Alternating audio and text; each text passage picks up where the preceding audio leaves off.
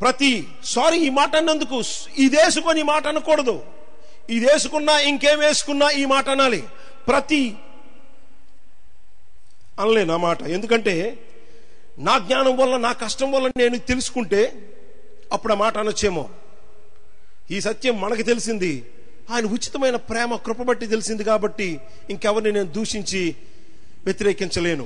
Bible ఇలా print చేస్తే ఎలాగా? మీకుందా ఈ పేజీ బైబిల్లో? బైబిల్ ఇలా ప్రింట్ చేస్తే ఇది దేవుడి ఇన్స్పైర్డ్ టెక్స్ట్ కాదు.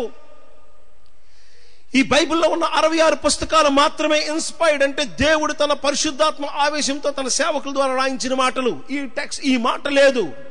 ఈ పేజీ వల్ల ఎంత సమస్య ఉందో చెప్తున్నాను చూడండి. ఆ పేజీలో ఉన్న మాట ఇది: మన ప్రభువును రక్షకుడు అయిన యేసుక్రీస్తు గూర్చిన క్రొత్త నిబంధన గ్రంథం. ఇది మన ప్రభువును రక్షకుడునైన యేసుక్రీస్తు గూర్చిన క్రొత్త నిబంధన గ్రంథం. మరి ఇదెవరిదో? క్రైస్తవులకు దేవుడు యేసుక్రీస్తు అయితే మరి ఎందుకు ఇలా ఉండబట్టే ఆ TV9 వాళ్ళు ఒక ఆయన అడుగుతున్నారు, మీరెందుకు బలవంతంగా మతాలు మార్పిస్తున్నారంటే ఆయన అన్నాడు ఈ మాట, ఒక పెద్ద ఆయన, అరే క్రైస్తవ్యం వచ్చింది 2000 సంవత్సరాల క్రితమే, మధ్యలో వచ్చింది దేవుడు ఎలా అవుతాడు? ఆయన అలా అనడానికి బైబిల్ అంతా చదివాడంటే అతగాడికి ఆ సీన్ లేదు. బైబిల్ అంతా చదవక్కర్లా, ఇలాంటి మాటలు చూస్తే చాలు బైబిల్లో. ఓహో, ఎక్కడి నుంచి యేసుక్రీస్తు వచ్చాడంటే అంతకు ముందు ఇంకొకడు. మన క్రిస్టియన్ మెసేజ్ లో కూడా ఏముంటుందో తెలుసా? ఇదంతా తండ్రి అయిన దేవుడైన యెహోవా, ఎక్కడి నుంచి యేసుక్రీస్తు కుమారుడు. మనలో మనకు గొడవ ఎందుకని ఇప్పుడు పరిశుద్ధాత్మ దేవుడు పంచుకున్నారు.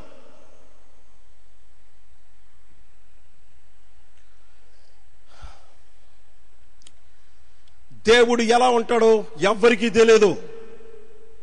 యోహాను సువార్త 1వ అధ్యాయం 18వ వచనం, ఎవ్వడును ఎప్పుడు దేవుడు చూడలేదు, తన రొమ్మునున్న అద్వితీయ కుమారుడే ఆయన్ని కనపరచడానికి వచ్చాడు. ఎప్పుడు? క్రిస్మస్ కా. సిగ్గుండాలి ఈ మాట చెప్పడానికి. ఈ పిచ్చి బోధలు చేయబట్టే పాత నిబంధనలో ఉన్నది దేవుడైన యెహోవా. మోషే చూశాడుగా, అబ్రాము చూశాడుగా, యెషయా చూశాడుగా, వాడు చూశాడుగా, వీడు చూశాడుగా అని చెప్తారు. ఓకే, వాళ్ళందరూ చూశారు కదా దేవుడైన యెహోవా అని. మరిగో చూడండి, ఈ మాటకి ఏమంటారో నాకు ఎవరైనా సమాధానం చెప్పొచ్చు. ఈ మాట ఒక్కసారి రాయలేదండి, ఇలాంటి మాటలు 13 ఉన్నాయి నూతన నిబంధన గ్రంథంలో. ఏ మాటో తెలుసా? పౌలు గారు ఈ మాట అంటూ ఉన్నారు, బాగా తెలిసిన మాటే. 1 తిమోతి పత్రిక 6వ అధ్యాయం.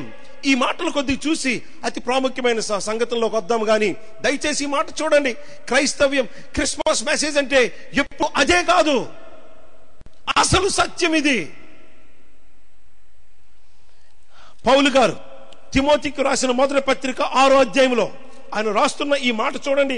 దీనికి ఎవరు ఏ సమాధానం చెప్తారో నాకు వినాలనుంది. క్రైస్తవులు ఏం చెప్తారో వినాలనుంది.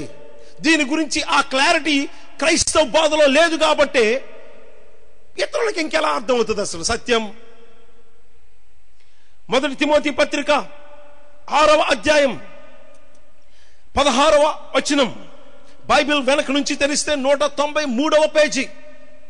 ఇలాంటి మాటలు నూతన నిబంధనలో 13 ఉన్నాయి.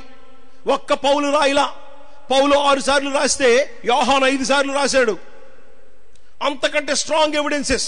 చూడండి ఒక్క మాట ఒకసారి, అన్ని చూపించుకోలేము కదా. 16వ వచనం, సమీపింపరాని తేజస్సులో ఆయన మాత్రమే వసించుచు అమరత్వము గలవాడై ఉన్నాడు, మనుష్యులలో ఎవడును ఆయనను చూడలేదు. Past tense. ఎవడును ఆయనను చూడనేరడు. Future tense. దాని అర్థం ఏంటి? అక్కడ పౌలు గారు రాస్తున్నది యేసుక్రీస్తును ఈ లోకానికి పంపిన తండ్రి అయిన దేవుడైన యెహోవా గురించే మాట్లాడుతూ ఉంది. ఆయన గురించి చెప్తున్న మాట ఏంటో తెలుసా? 15-16 వచనాలు. శ్రీమంతుడు, అద్వితీయుడునగు సర్వాధిపతి యుక్త కాలముల యందు ఆ ప్రత్యక్షతను కనపరుచును. ఆ సర్వాధిపతి రాజులకు రాజును ప్రభువులకు ప్రభువునై ఉన్నాడు. సమీపింపరాని తేజస్సులో ఆయన మాత్రమే వసించుచు అమరత్వము గలవాడై ఉన్నాడు, మనుష్యులలో ఎవడును ఆయనను చూడలేదు. పాస్ట్ టెన్స్ మొత్తం కవర్ అయిపోయింది. చూడనేరరు. ఫ్యూచర్ టెన్స్ మొత్తం కవర్ అయిపోయింది. ఆ మాటకు అర్థం ఏంటో తెలుసా? దేవుడు అదృశ్యుడు. దేవుడు స్వభావ సిద్ధంగా అనంతుడు, నిరాకారుడు అంటే అదృశ్యుడే, పదార్థము కానివాడు. ఒకానొక టైంలో పదార్థాన్ని సృష్టించాడు. మనకు తెలుసు 3 స్థితుల్లో ఉన్నాయి: ఘన, ద్రవ, వాయు. పదార్థము కాని అనంతమైన స్థితిలో ఉన్నవాడు. దానికి దేవుడు ఉపయోగించిన మాట స్పిరిట్, ఆత్మ. అదృశ్యుడు. ఆయన ఇంతవరకు ఎవరు చూడలేదని ఈ తిమోతి పత్రిక రాయబడింది 1వ శతాబ్దం క్రీస్తు శకములో. అది కూడా 50 చివరి కాలంలో రాయబడింది. క్రీస్తు శకం 55 ఆ కాలంలో రాయబడిన ఈ పత్రికకి పౌలు చెప్తున్న మాట ఏంటో తెలుసా? అబ్బాయి, ఈ రోజు వరకు ఎవరు దేవుణ్ణి ప్రపంచ చరిత్రలో చూడలేదు అని ఈయన చెప్తుంటే, మరి పాత నిబంధన గ్రంథంలో ఎంతమంది ఆ దేవుడైన యెహోవాని కన్నులారా చూచారు?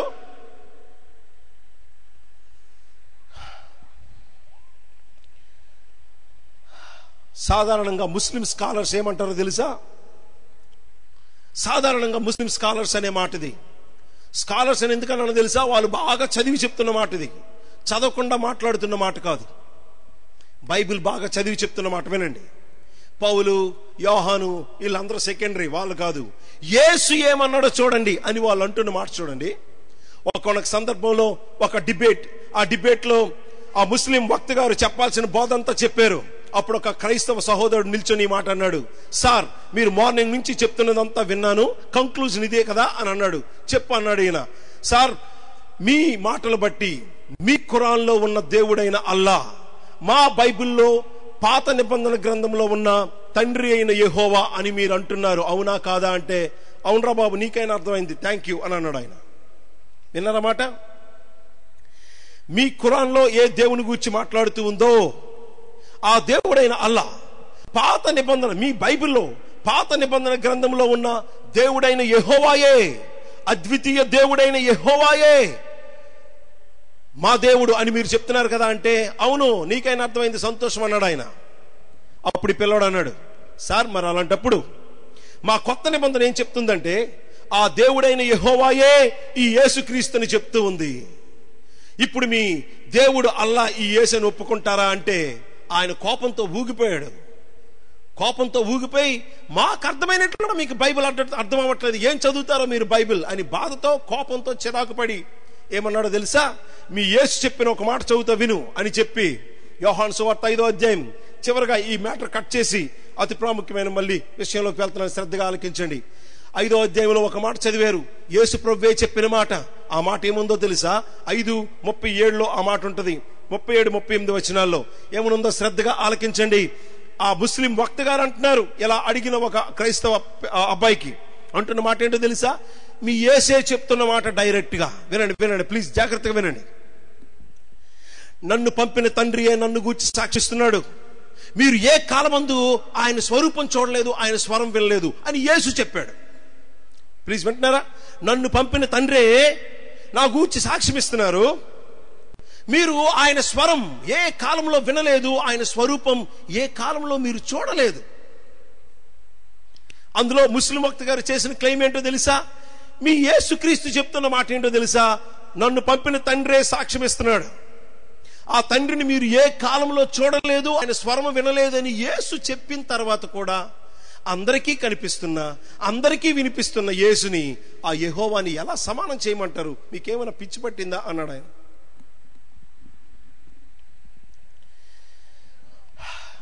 యేసుక్రీస్తు కూడా అదే బోధ ఏంటో తెలుసా?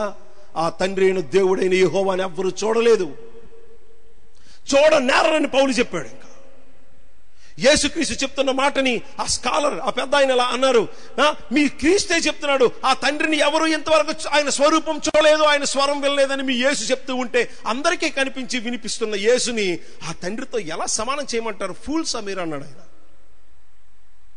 సత్యం ఏంటో తెలుసా సార్?